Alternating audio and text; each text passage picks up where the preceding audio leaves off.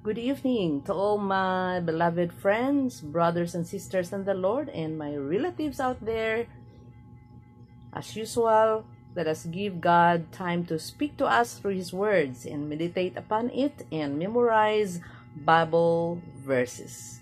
In the book of 2 Peter chapter 2, verses 6, 7, 8, 9, and 10. So there are 5 verses to memorize.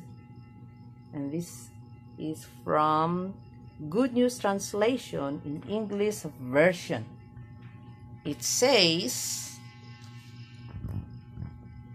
God condemned the cities of Sodom and Gomorrah, destroying them with fire, and made them an example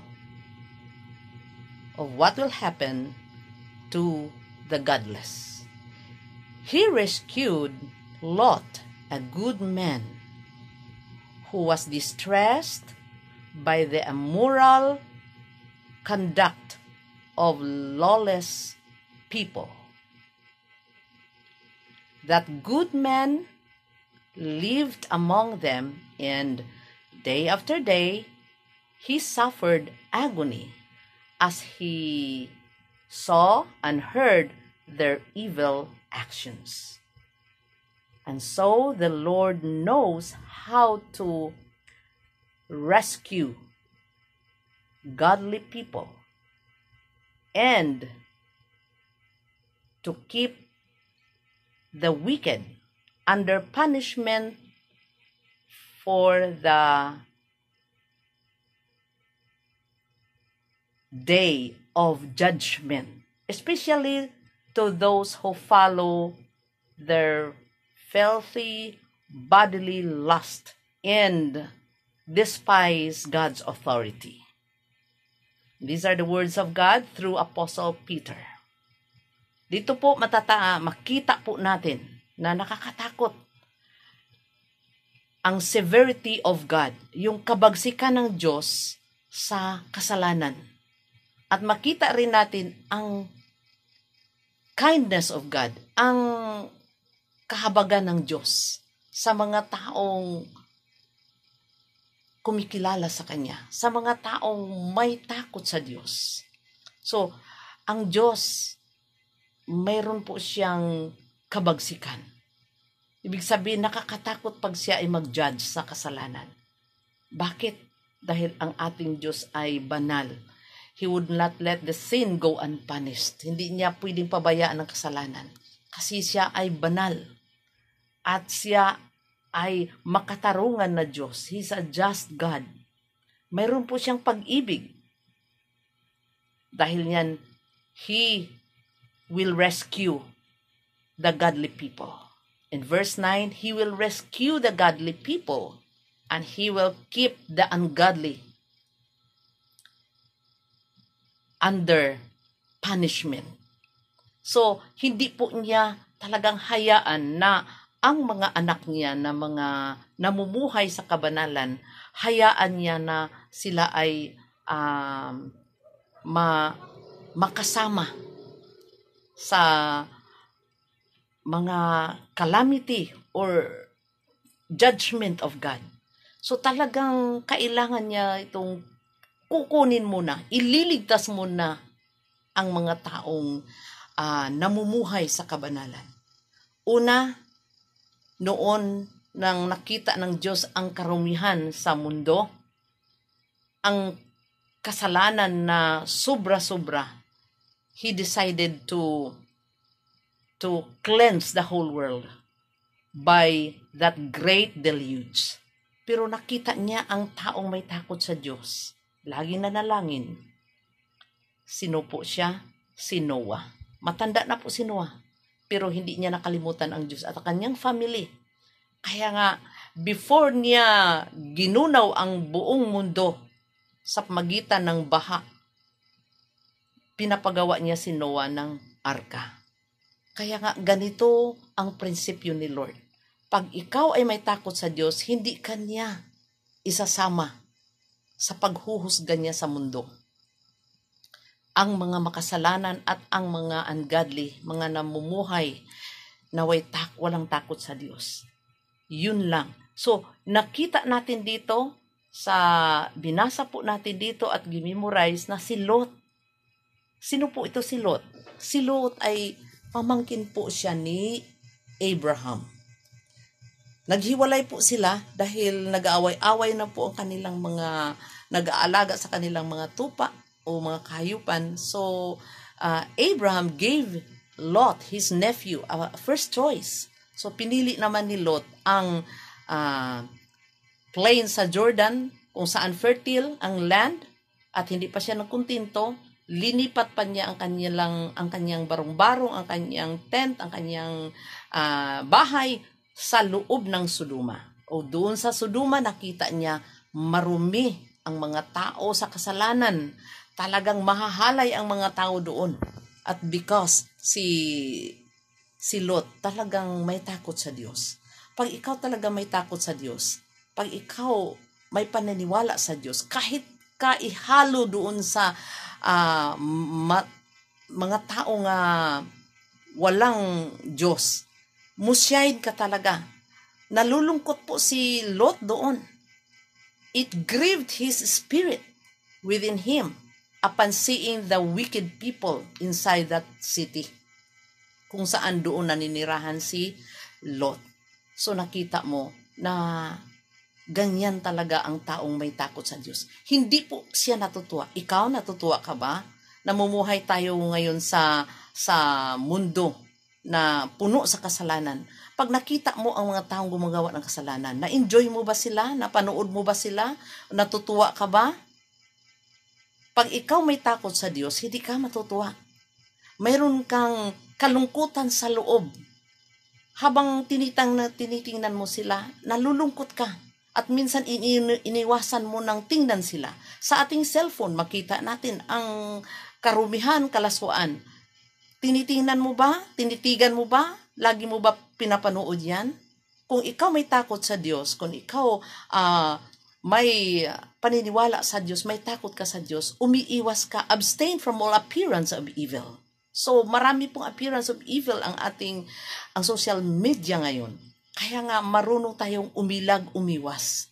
Si Lot, talagang umiiwas siya. Pag nakita niya yon, talagang nalulungkot siya. Sabi niya, day after day, he suffered agony upon seeing them. So, their evil actions. Pero, hindi man pinayagan ni Lord na manatili siya doon. Kasi, bakit? Talagang gugunawin ni Lord ang Sodom at Gomorrah, twin cities.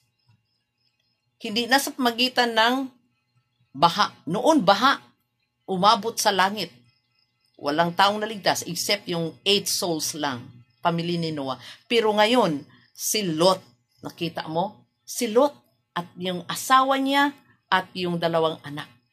Sila lang. Pero nakita mo, ganun talagang apostasy, no?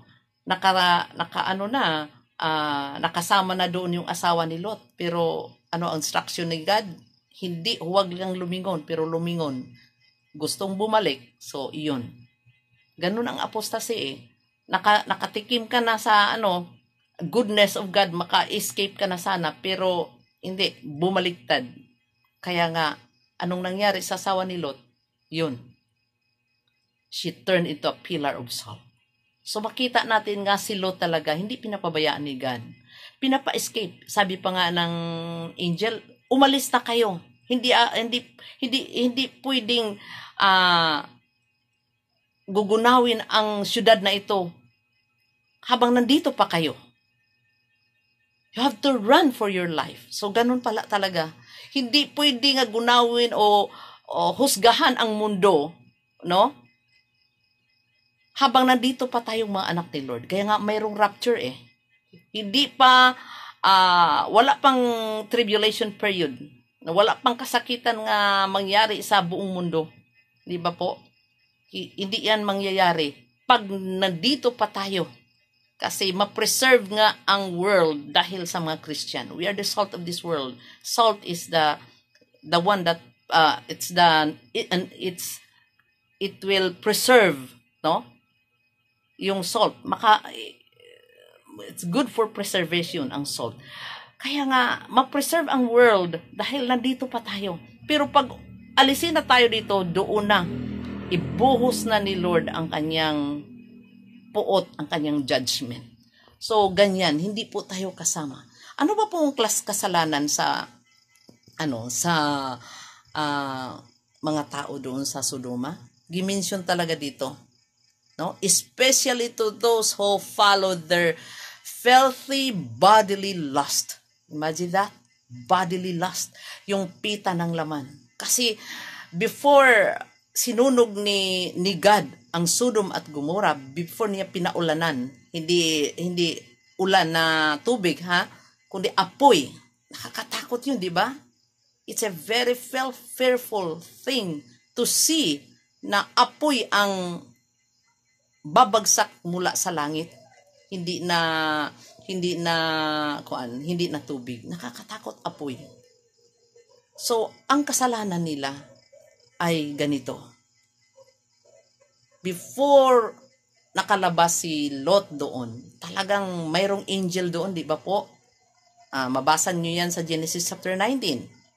May angel doon para nga alisin nga si Lot, ang kanyang family. Nga sila paalisin doon kasi nga susunugin ni Lord yung syudad na yun. Kaya nga nang nakita ng mga tao nga mayroong gwapo, kasi ang mga angel talagang masculine yan tingnan mga gwapo. Yun, nagsidatingan karami-raming mga lalaki. Gusto nila ang bisita ni Lot. Kasi gwapo, angel nga, gusto nilang i-rape, igang rape. Nakita nyo kung gaano kasama? Mga bata, kahit mga binatilyo pa, talagang they were united. Iransak nila ang bahay ni Lot. Bakit? Gusto nila nga kunin. Igang rape nila. Sabi ni Lot, huwag. Mayroon po akong mga anak na dalaga. Ito na lang ang ibigay ko sa inyo. Huwag nyo na lang gawing masama ang mga bisita ko. Imagine that, sabi ni Lot. Isakripisyo na lang niya ang kanyang anak na dalaga ibigay para dili lang mapahamak yung bisita niya kasi alam niya na yung bisita niya ay mula sa langit. Pero anong ginawa? Talagang, hindi namin yan gusto. Ang gusto namin yung bisita mo. Ganun kasama ang mga tao doon. Kaya nga, binulag sila ng Diyos. Doon, di na sila makapasok sa bahay ni Lot. So, tumakbo si Lot, kasama yung mga anak niya, ang asawa, at doon nagpaulan ang Panginoon ng apoy. Don't you know, na makita mo ang apoy? Sobra. Apoy yun nga galing sa itaas sa langit. How much more yung apoy na dagat-dagatang apoy na tapunan sa mga tao. Pagkatapos ng mamatay ng mga tao, itatapon pa sila doon sa apoy na walang katapusan. Sa eternal lake of fire. So nakakatakot. Ikaw ngayon, mayroon pa kayong chance. Kung hindi ka pa nakasiguro sa iyong kaligtasan, kailangan hanapin mo. Maligtas ang tao ngayon na buhay pa pag ikaw ay makipag-isa kay Hesukristo.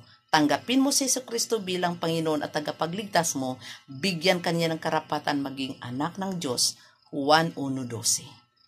Gawin ka na po niyang anak ng Diyos pag tatanggapin mo si Jesus bilang namatay sa iyong kasalanan. At ikaw, pagsisihan mo ang kasalanan mo, talikuran mo ang kasalanan mo kung ikaw ay tumanggap ni Hesukristo bilang Panginoon at tagapagligtas mo. Sigurado kang maligtas kasi gagawin ka po niyang anak ni Lord.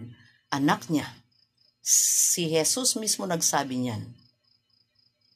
Maraming nagpapatunay na sa kasulat sa Biblia nga ang kaligtasan ngayon na buhay pa pag ikaw ay tumanggap kay Hesukristo bilang Panginoon at tagapagligtas mo. So dito na lang kutob. Until then, abangan ninyo at magbasa kayo ng Biblia. Before kayo matulog, magmuni-muni.